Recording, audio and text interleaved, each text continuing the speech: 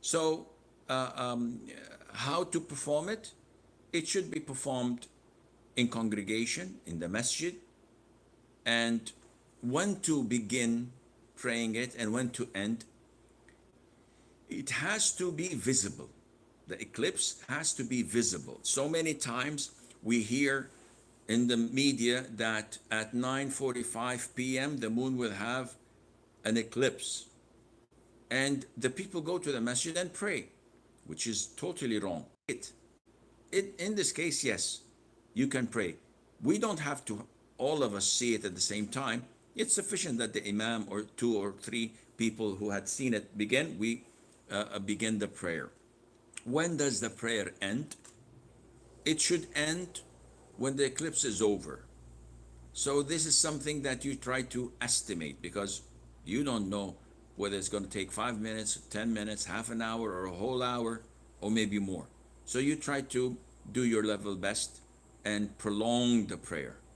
Now, the prayer itself is usual.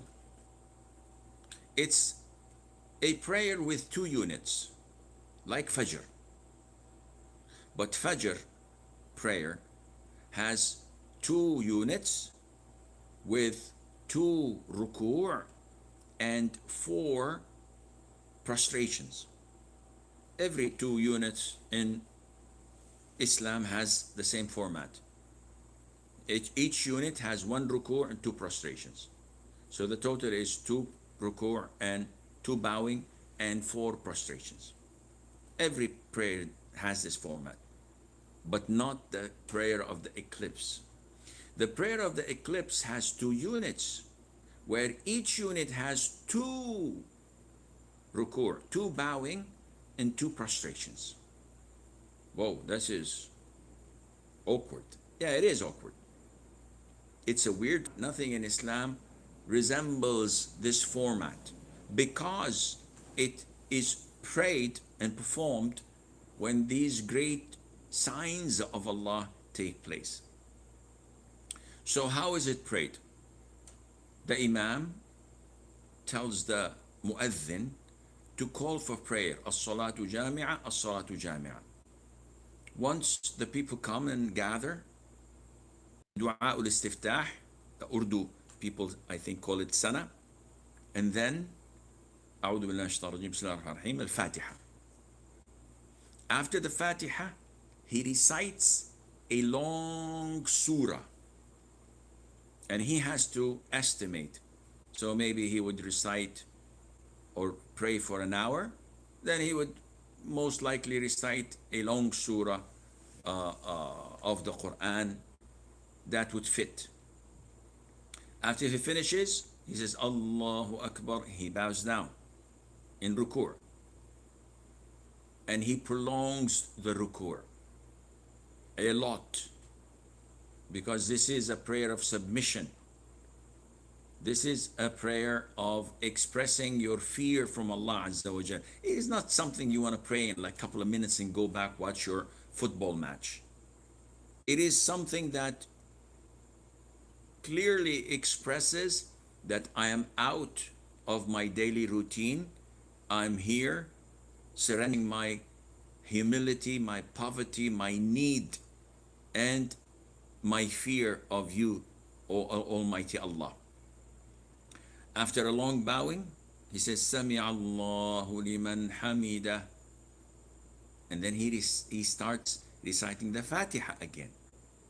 This is his second upcoming from the ruku'. And he recites also a surah afterwards, shorter than the first one, relatively speaking. Then he goes for ruku', Allahu Akbar, and he prolongs his ruku', a bit shorter than the one before. Then he says, Sami Allahu liman hamida. Then he says, Allahu Akbar, and falls and prostrates twice, like normal prayers. Then he says, Allahu Akbar afterwards and stands up for the second rak'ah, the second unit. Ruku', rises up from ruku', Sami Allahu liman hamida, and also reciting the Fatiha for the fourth time and a surah that is shorter than the previous ones, and then offers ruku', Sami Allahu liman hamidah, and continues to the rest of the prayer as usual. 2 units, 4 bowing positions, 4 ruku', and 4 sujood, 4 times reciting the Fatiha on 4 different surahs. Scholars differ whether he should give a sermon or it is not a sermon but a reminder.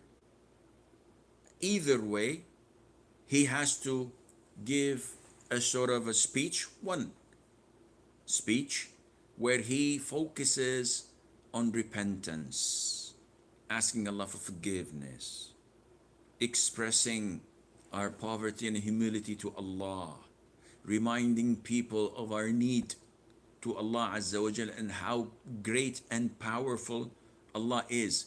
We think in limited ways. Now